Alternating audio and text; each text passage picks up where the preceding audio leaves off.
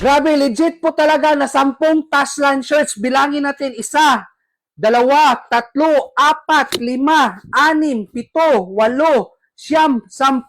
Yes, sabi ni Sir, totoo. Yes, legit na legit po talaga. 10 Taslan shirts. Magkaiba po ito ng kulay ha. 300 plus pesos lang po ito lahat. Tapos free shipping na. Maganda talaga to gamitin pambahay, kahit nga panglakad po ninyo. Perfect na perfect to. Maganda pa yung quality niya at pwede din to pang negosyo. Perfect to pang negosyo. Tingnan nyo naman yung kanyang pagkakatahi, guys. Pulidong-pulido yung pagkakatahi. Talaga, makapal yung pagkataslan shorts po niya.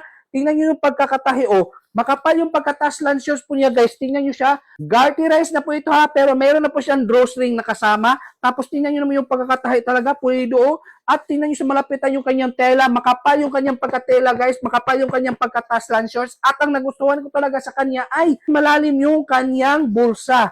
Tingnan nyo siya, guys, oh. Malalim na po ito, ha, kaya kasya talaga yung cellphone po ninyo. At tingnan nyo naman yung quality niya, oh.